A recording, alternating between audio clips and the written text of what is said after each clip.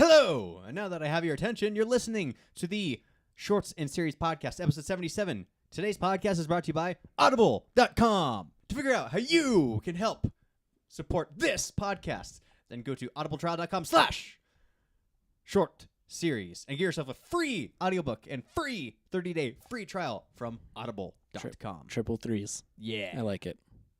Also, if you want to help support us, there's Patreon. Visit patreon.com. Well, /PSM. Oh my God. My ears. That was the best ad read ever, right? Yeah.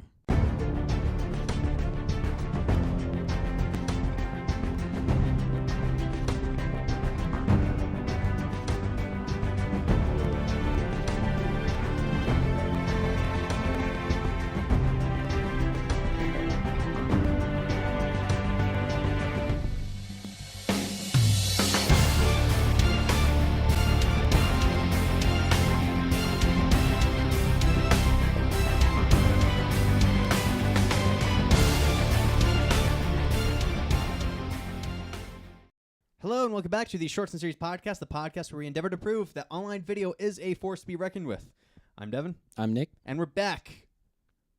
First off, with more Fallout. And Yes. also, we're just back in general. In general. If you guys are a regular follower of this podcast, you'll know that we did not do one last week. Yes. The time in which we were supposed to be recording it, we instead spent watching maybe 10 8 to 10 short films. short films that just weren't quite good. They were not very good at all. And that might partly be our lack of ability to find good short films. I think that's part of it. And also just, we might be running out. I don't know. There's a lot of series on YouTube, not There- very many shorts. What if we just watch the entire series back to back and make it one short? Ooh, that'd be a long podcast. Well, maybe. We wouldn't have all the theories because we already know all the answers. But that's the fun part, Yeah, is I know. theories. Should we just do 2 series, alternate weeks? We could, but then it'd just be the series podcast. Yeah, you're right. The alliteration would be gone. Yeah. So, what we're saying is that we need your suggestions for more short films because we're starting to run out of time and ability to find short films we have not yet reviewed. So if you know any, if you've made any, send them to us. Yes. And we will do our best to review them. Otherwise, we'll stick with we will. If you send us a suggestion, we'll review it. Yes. Just because you suggested it. Yes. So, help us out. We're running low on short films to review. And Yes. we need your help. email us a suggestion at feedback@proactiveslackermedia.com, please. Yes. We would appreciate it. Yes. Otherwise, we're going to continue to flounder searching for them. So Yes. But that being said, Nick, we're also back for more Fallout Nuka Break Season 2. I'm excited. I love this. This is my favorite website. It's amazing. We got a lot more. I like it. It's.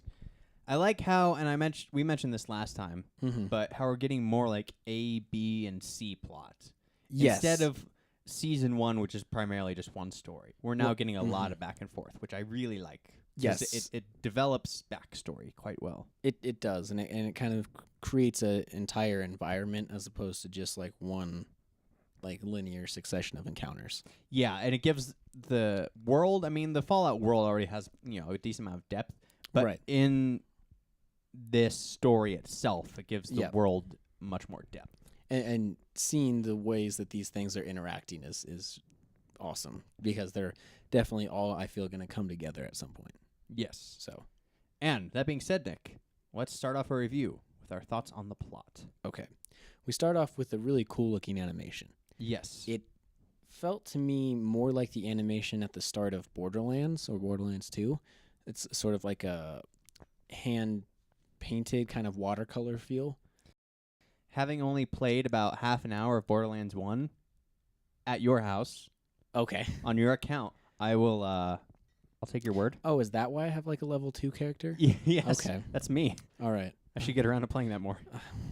I guess. You should loan me the game. I will now. It's a fun game.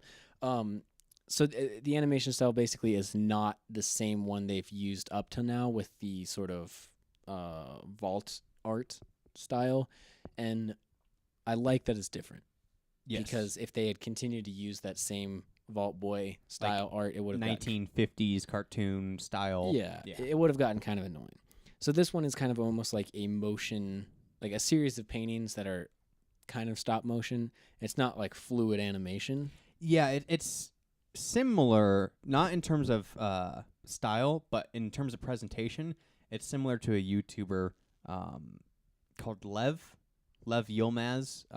He does a lot of videos like that where it's him drawing the cartoons, but they're not really cartoons. They're just like panels, and sometimes the panels will occasionally move. Mm-hmm. So similar. It reminded me of that. Yes, I like it. But essentially, it covered a man's quest for a quarry throughout the Mojave, and he winds up at some sleazy caravan inn Yes. and is searching for answers regarding Ben. Ben Eldritch. Yes. And engages in a poker game in which he presumably cheats his way to all the winnings, and they accuse him, and he says, "Look, I'll give you your money back. Just answer me these questions." Which is, first off, a great strategy. Yeah, I think if you so. want information. Not if you want money. No, not if you want money, But for the information, I think it was working out pretty well. Yes. And, with his sleight of hand, maybe he could have kept a little bit of the money. This is true. So, but at the mention of Ben, everyone freaks out, and a huge bar brawl happens. Yes. And a man with a scorpion tattoo on his hand is beat up. Yes. And gets his hand cut off. Yes. Which one would assume this is Mr. Handlebars. Right. Mr. Handlebars. He had the handlebar mustache. Right, but why would he be handlebars? Does he have two of them? Well, he has two halves of one mustache. Two halves. All right. Like some mustaches, like they're Why part don't we especially call them handle halves? Especially like handlebar mustaches, like they're kind of combed one direction to the other, so there's a part in the middle. Yeah, but okay. It doesn't really matter. Presumably, he attached a scorpion arm and was out for revenge, which is why he was fighting the ranger. And it definitely explains his motivation. Yes. We kind of assumed that the ranger had at some point cut off this man's hand, and that was why he was there.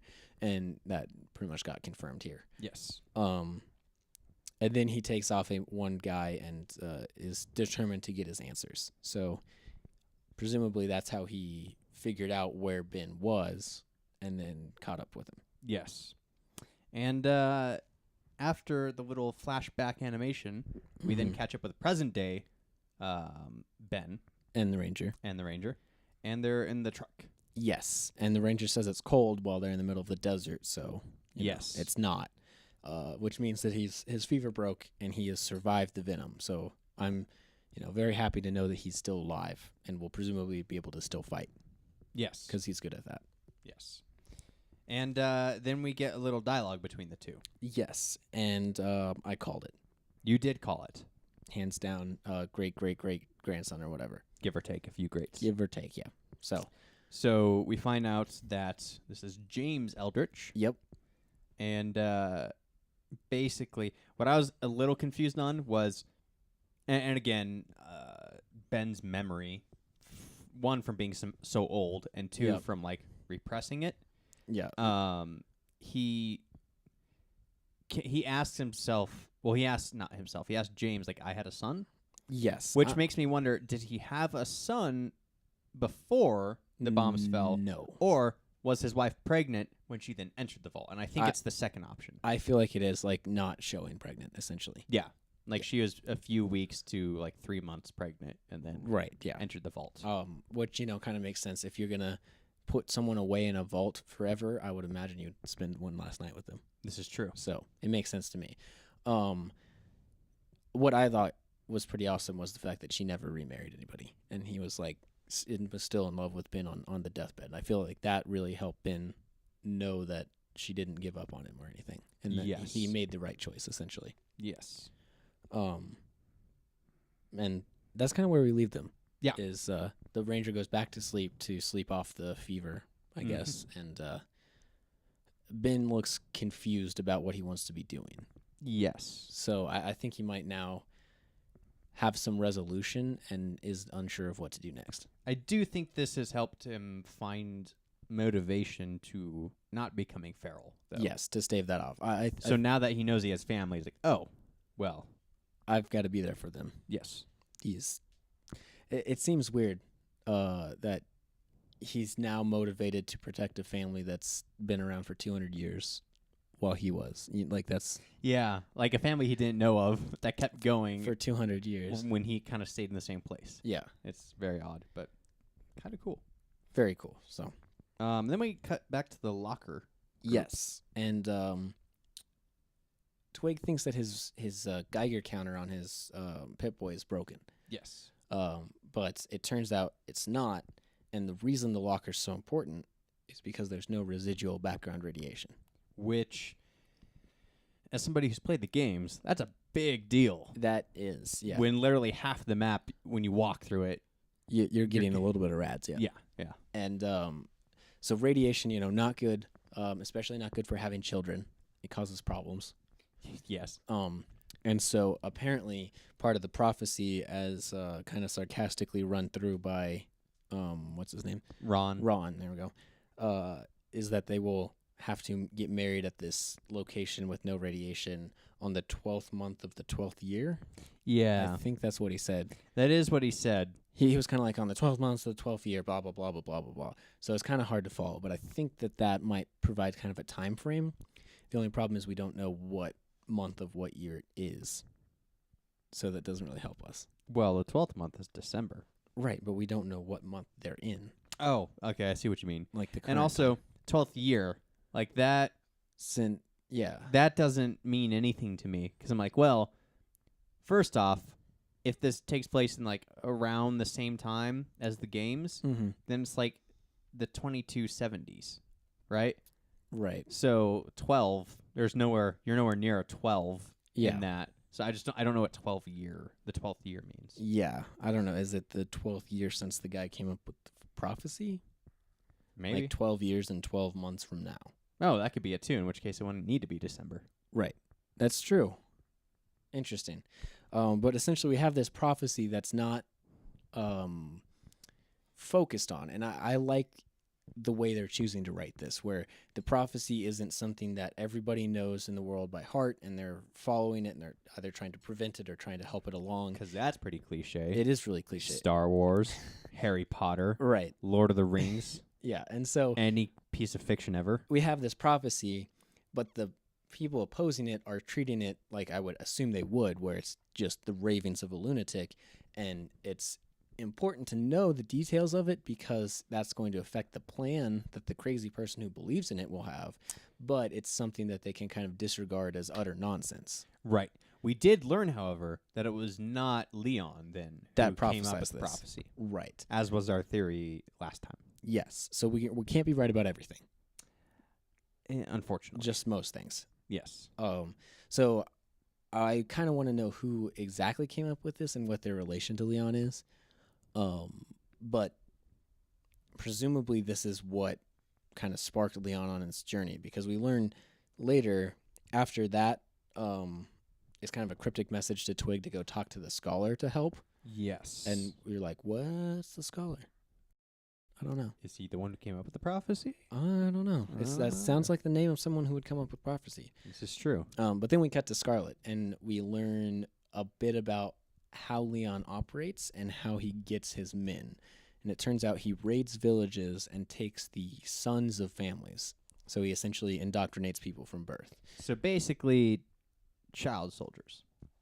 Yes, that's why all of his soldiers do look kind of young, except Yes. for some of the higher ranking people. Yes. So that kind of makes sense. And then if they don't have sons, apparently he takes daughters as other slaves. So Yes. kind of a creepy dude, but his tactics are apparently working well. Yes. So he has an army of child soldiers, I guess. Yeah, it does not sound like a good scenario No going one on. likes that. No. one likes that. Well, Leon likes it. Leon probably does like it. You're right. So one person likes that. Yes. And then the slave girl is cutting the hair of Scarlet for the wedding. Yes. And it seems kind of interesting that they're doing so much preparation for this wedding that they're going to have to fight through to get to the locker to even have. Yeah, right. So I don't know. And Leon is very creepy. He mentions something like, I would do anything for you, chase you to the ends of the earth. Isn't that what true love is? And she's like, no, that's not. But when he do anything for love. but he won't do that. Except there's nothing he won't do.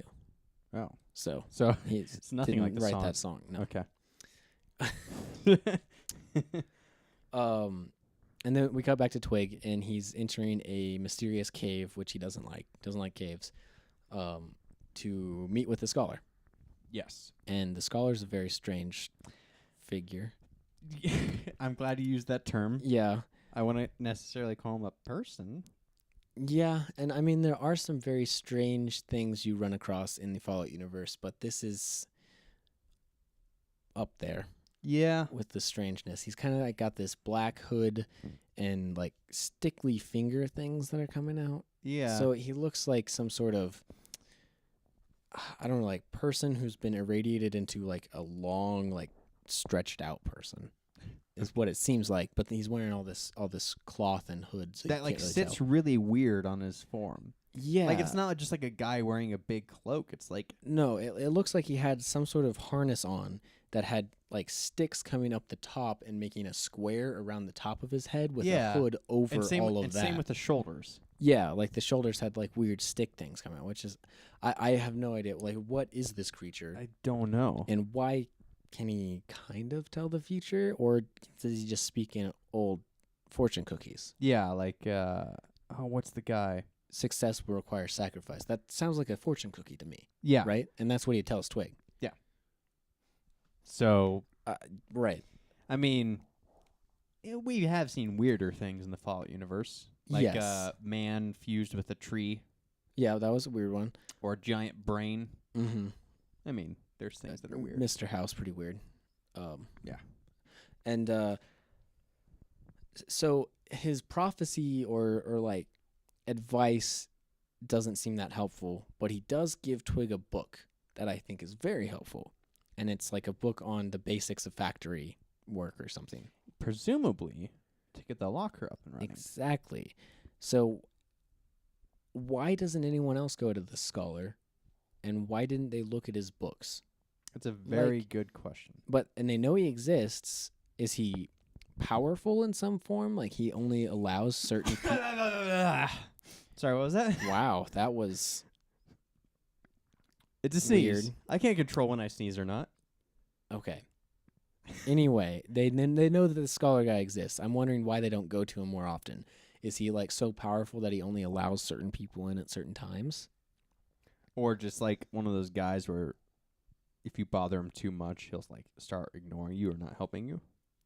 Maybe, but it seems like, they've got a lot of people with a lot of guns, and he's got a weird chair. So they Okay. seem to have the upper hand, and they could force. And if all that he's really good for is providing books, they could just take his books. This is true. So I don't understand. I'm hoping for more explanation on that character, so that he's not such a weird enigma. But we'll see. Yes. But the book I think is gonna get the factory, the locker up and running. I would agree. And then they're gonna have ammunition for this epic confrontation with Leon. Yes.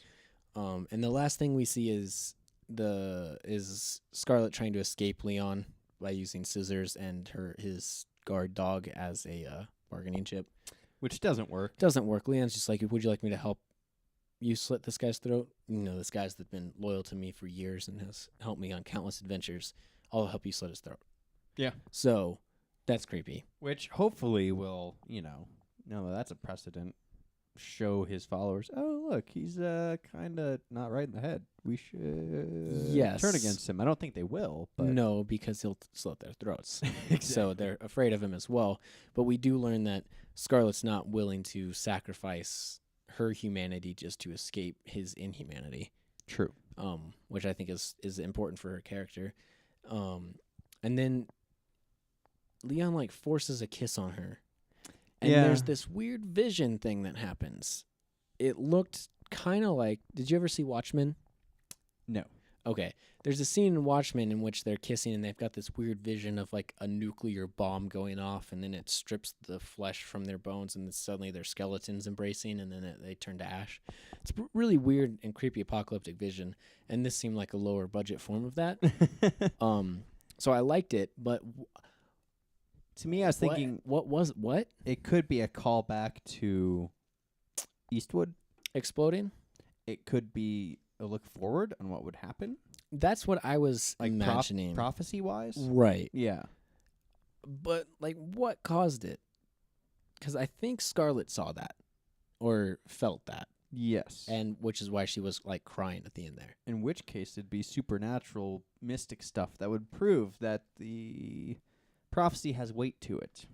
Some amount of weight that probably depends more on Leon's abilities. I don't know. Yes. I don't know what to call it. It doesn't.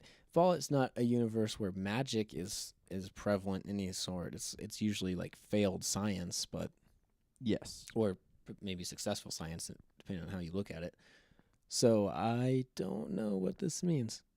Nor do I. So it seems like we're getting a lot of mystical elements into the Fallout universe, which is not. I don't know how I feel about that. I feel fine about it. Yeah, Yeah. you're fine with the scholar and this weird vision.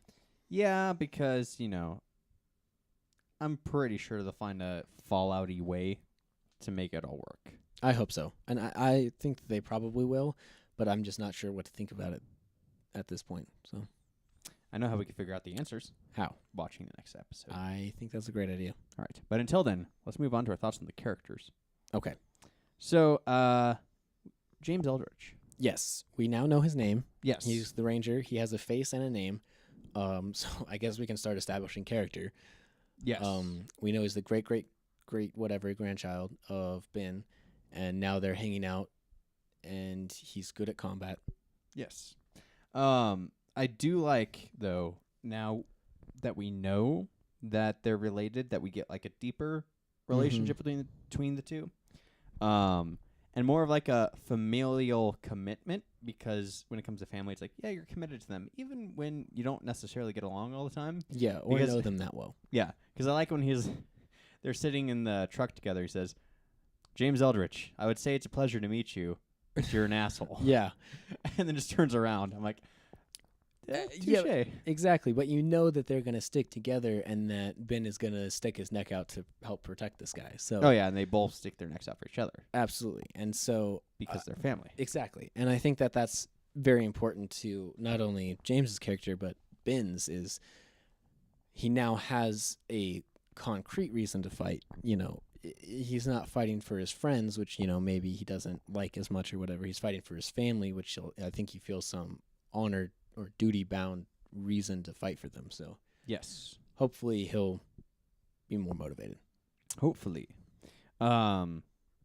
Then Ron. We get some more information on Ron. Nothing that's necessarily new, but just No. more insight into his character, because they have the conversation about, oh, well, now we found this, guess what? Leon's definitely going to come here. Mm-hmm. If that's the case, we can't risk this getting into his hands, so we'll just bomb the whole place and get rid of it all. Just blow it all up. So he's okay with basically sacrificing things that could have bettered people.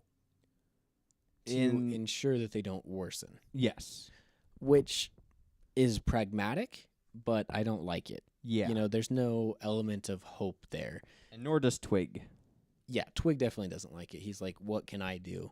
And we kind of called this one as well, that Twig was going to figure out a way to help get the locker up and running. Yeah. Yeah. And we're meeting more resistance than I expected from Ron, but But still not an aggressive resistance. It's No. not like he's so staunch and like, this is how we're doing it. He's like, yeah, no, well, this is the best way.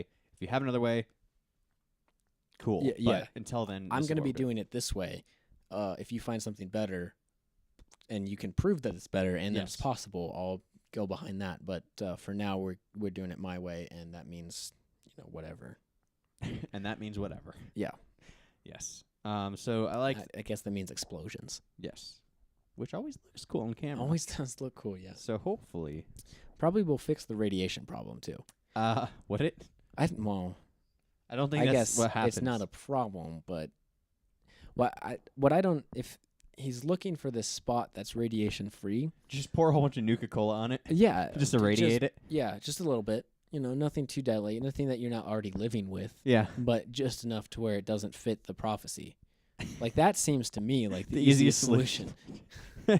All right, guys, we got Nuka Cola. There we go. We're good. Yeah, or maybe just have a like half bury a microwave, and then next time someone comes along to test the Geiger, measurements of the area, turn the microwave on. Okay. So it's not even like a permanent radiation you're applying to the place, just enough to fend off. you know. Okay. That would be my solution. That would be what I would suggest at the team meeting. It would work at the team meeting. Yeah. All right, guys. Glad we're all here, we're all gathered. So Leon's coming, and I figured let's just brainstorm some ways to, Yeah. let's trick him. I Yeah. propose, everyone listening, okay? Team meeting. I propose microwave. Let's bury it. Right. Yeah, and people would be like, "That's brilliant," They would. and then we would do it and then win. Everything would be great. Why aren't you a character in this universe? Because I'd make it too easy, Devin. There's got to be some friction in the plot, or else it would be boring. That's true.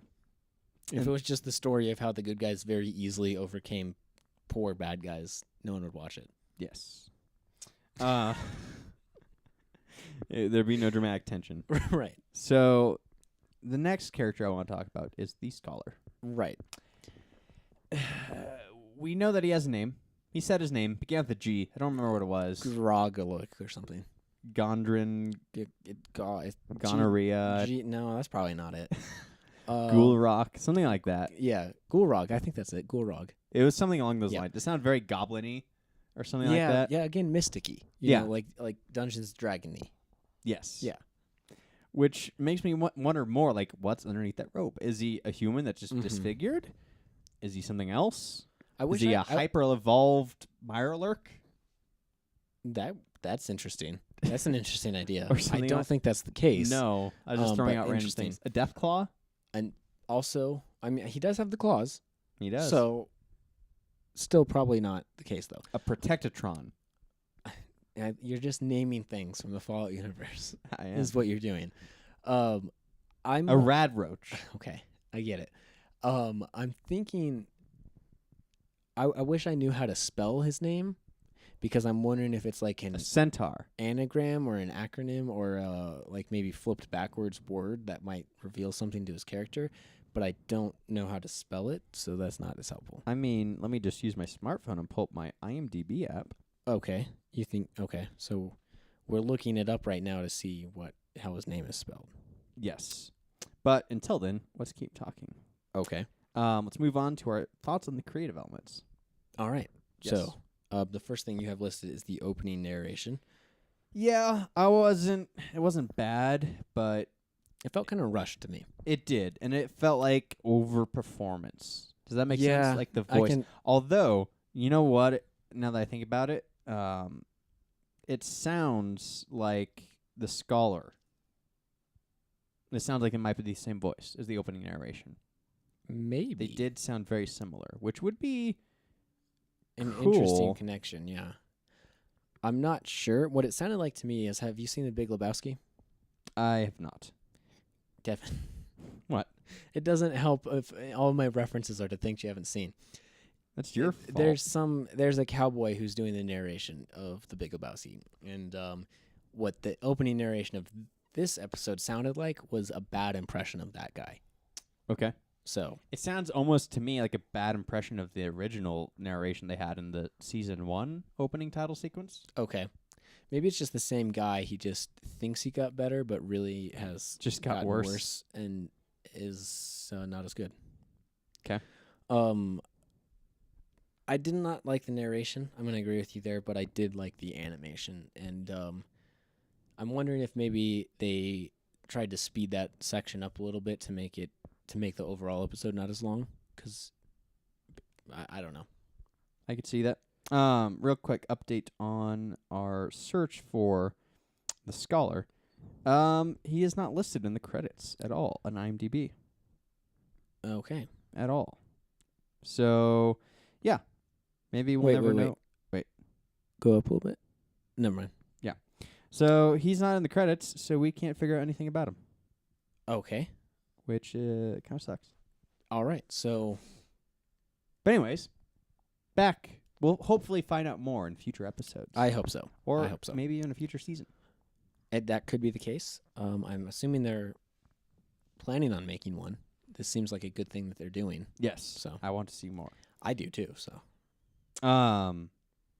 Again, another thing is the Scholar outfit. We already talked a lot about it, but weird. a little, I hate to say this, but a little B-rate looking to me. Yeah, it looked Like kind of not cheap. yeah, like not that good. He comes into the room. Drop my phone. He comes into the room with the really great looking replica of that gun, And the set is awesome. and the set looks cool. And then the costume is like, what? Did you just throw a sheet over some sticks? That's what it looked like. It looked like some wireframe holding up like a thick velvet material. Yeah, and I'm wondering if it's almost like a kind of Deus Ex Machina move. You know, like they couldn't figure out how to get this book in Twig's hands in enough time to make it line up with the other story arcs that are going on. Okay. So like they have the story arc. The main one I'm assuming is Leon and Scarlet, and then how that relates to the locker. But they couldn't figure out a way to, in a quick amount of time, get Twig that book. Okay. Because they need to give some time for the book to be read and implement. So, Yeah, know. I could see that. But like even the way it moved, it almost looked like somebody was puppeteering it. yeah, The arms and the head just like swinging around, like it's really. yeah, very strange. I wasn't too impressed with it, but hopefully when the rope comes off, I'll be more impressed. Hopefully, We will see maybe it'll be kind of like if the rope comes off. you're right. It'll be kind of like the scene from like Men in Black, where it's the tiny alien inside of like a bigger machine. So maybe it's Okay. like a really tiny dude Gotcha. inside of an advanced wireframe sheet contraption that he's made. An advanced wireframe sheet contraption. Yeah. Well, Okay. Like I guess I don't know. Yeah. So that's about all I have in terms of creative elements. You put down wig. Oh, wig. I forgot about that. Yeah. Yes. So I never really said anything about it because I wasn't sure if I was right. But this whole season, I did mention actually in a previous review that Scart's hair looked different. Yes, you did. I think it was a wig the whole time. It could be, yeah. Especially if you look at the front, like where the hairline meets, it looked really weird.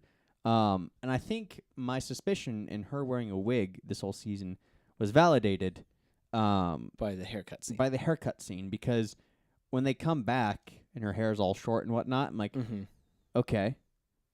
From a logical standpoint, production standpoint, I think the actress' hair was like this the whole time, Right. either for another thing she was shooting or another role, or they had Or a very she just got a haircut. and they had a very limited window in which to film. Like, Right. okay, we need to get you a wig then. Yep. Because you're jumping to season 2 and you have short hair. It's like, how'd that happen? Did Exactly. the blast from Eastwood blow off your hair? Blow off your hair in this exact very salon-like cut quality. Yes. And everyone else's hair is completely unaffected, so yes. that seems like a poor... Exactly. So I Rationale. think they had a wig because when they come back, her hair color looks very slightly different, like slightly more brown, Yeah, and it's, I think it was a wig. I can see that. And that might be the only reason they had for the haircut scene. Well, that and the scissors, but Well, I feel like they would have gotten a knife in there somehow. I feel like Yeah. they could have written any number of objects into the scene, but I agree. I definitely, now that I've seen the haircut scene, especially the fact that she like cuts the hair, and then the scene needs to keep going, but they don't want to keep cutting the hair to weird lengths. The wig, I guess. yeah, She's just like combing it for some reason. For a long time. For a long time. it's like it doesn't really need to be And then- combed. You cut it. Right, and then transition and it's cut. Yeah. So I feel like that. You know what happened in You're that correct. transition? Yeah, they Just pulled pulled off the the wig wig. off. It was Pulled the wig real off. easy cut. A Yes. really easy cut. Yeah. But I think you're right. I will have to say though that since I didn't really notice the wig, they did a good job with it. Yes. So Since I did notice it, does that mean they did a bad job? no, because your attention to detail is not as high as mine. It would seem based on the nitpicky things that I've Which is done in the odd past. because you'd assume then that you'd be the one to assume it was a wig. I don't know. Maybe I just notice more about women because I care more about them. Or you're not distracted by other parts. Well, that got weird Okay, fast. all right. You just had to take that to a weird place. I feel like What I sometimes I was- have to defend myself.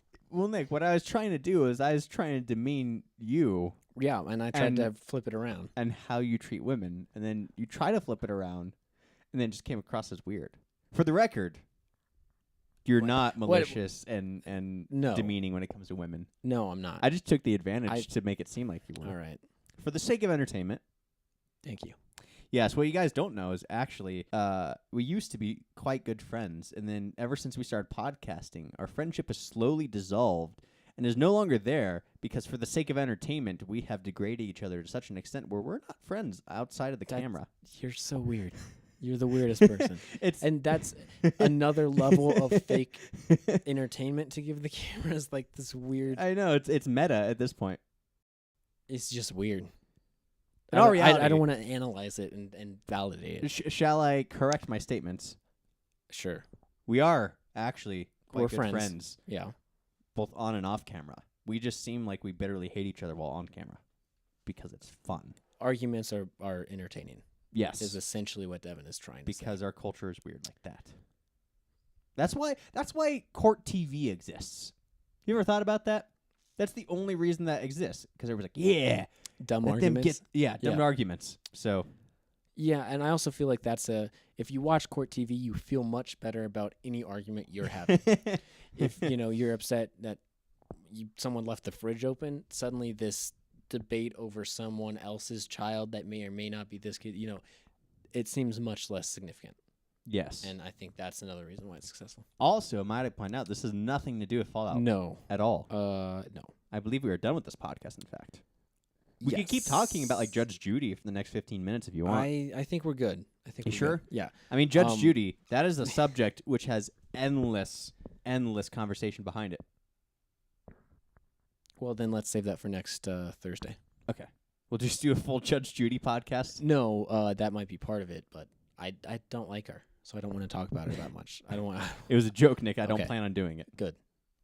Anyways, this has been the Shorts and Series podcast. Yes, I'm very excited to learn more about everything that's happened next week. I feel like we don't have as many specific questions, just more of a where is everything going? Yes, exactly. And if you have an idea or theories or any feedback at all, let us know. Yes, again, our feedback is, again, email us at feedback@proactivesoccermedia.com. You can also leave a Google Voice message at 720-295-0885. And we'll play that live on the podcast. Yes. Also, you can leave your comments in the YouTube comment section on youtube.com/proactiveslackers. Yes. Again, it's in the comment section where you leave your comments, and it's on the website called YouTube is where you leave your YouTube comments. This video specifically is where we'll know what you're talking about. Whoa, what? If you just leave a comment on some other video on some other channel, we won't know. Just imagine some Kanye music video, and it's just my I think Scarlett does this in the next episode. Yeah, what? we won't get that connection, especially if it's on a Kanye music video. I don't watch those. So I don't either. Wouldn't know. Anyway, we also have a Facebook. Facebook.com/proactivesoccermedia. And a Twitter. Twitter.com/PSM_podcast company. Damn it. Podcast company? We are a company that does podcasts. Yeah, it's Twitter.com/PSM_company. Yes. My bad. Yes. We also have an Instagram. What? We don't actually. Okay. That was a lie. Say, if so, you're managing it and not ever uploading anything. That was a straight up lie. You know what that would turn into? It'd be nothing but selfies of all of us wearing earphones and microphones as we're getting a record. Yes, or maybe like point of view pictures of the stage lights. And that'd be it. And Dan does that already. Yeah, it's true. So just follow Dan on Twitter for your Instagram desires, I guess. I don't know. Okay.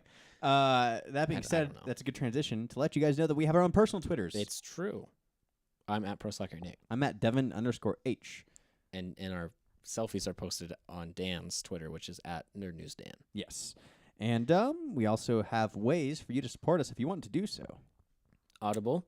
They're sponsoring this podcast. Yes. You can get a free audiobook download and 1 month free trial. Yeah, and you can choose from 150,000 different titles. So there's a lot. Might I recommend an audiobook about factory operation? See, it was a little... No, that sounds terribly boring and dry. No one would want to listen to that. But it was a little... Well, maybe you can listen to it, like, if you have trouble sleeping. But Nick... Get a factory, book, and then listen to that, and it'll put you to sleep. Nick, it was a reference. Were you joking? It was a reference to this episode. Thank you. When the scholar gives him the book about factory. You could let get that Audible book. Be your scholar. Ooh, there we go. Yeah. So that was Audible we saw in the... Yes. It was Audible's. It was really just a tiny MP3 player with a wire frame around it. So his name is Nanogram for Audible. I guess. Where does Audible have a G in it? You just pronounce it differently. It still has the same letter. So go to audibletrial.com .com/short series. Yes, and get your free audiobook and 1 month free trial today. Yes. You could also go to Patreon, patreon.com/PSM. And support us that way. Everything that you help us with will just go into making more podcasts better. So Yes, and there's also our Cafe Press store. cafepress.com/practice-media. Yes. Get yourself a mug. Yes, you could get One of yourself, if you're A watching mug like this, even. if you're watching the video podcast, you can get a mug like that. And you can make Nick feel better about not being the only one to have purchased something from our store. And that being said, we will see you next time. I'm going to have that mug when I'm an old man, and my kids are going to be like, what is this mug from? And I'd say, what are those letters? I can't read because I'm old. Okay. Speaking of being old, go check out the last podcast we did, our talk show podcast, where we talk about being old. Specifically me. Yes. For some reason. We'll also see you next week, Sunday evening for... No, we won't. It's Easter. Oh, it's Easter. You said That's that right. just before we started recording. I totally spaced it. Easter Sunday, Devin's doing eggs. Yes. So I am coloring eggs with my family and celebrating Easter, so there will be no... And I'm assuming a lot of you guys will be celebrating Easter too. presumably. So no podcast that week. I get to work on Easter. Oh, that sounds Just fun. want to point that out. Do you get to make egg-shaped pizzas? No, we don't. Okay. I'm so happy about that. And also, we will see you next Thursday evening for the talk show live stream. Yes. Or Friday for the edited version. Yeah. So if you want the polished, clean version, wait for Friday. Yes. But if you want to see us raw and unfiltered, yes. it's on Thursday. should it be how we promote the live stream? Yeah. Raw and unfiltered. And then just a link. I don't know if that would work as well. Okay. I feel like people might be disappointed. The people that would click the link because it says raw and unfiltered. Yeah. And on that note, thank you for watching. See you. /listening. All right. Goodbye. Goodbye.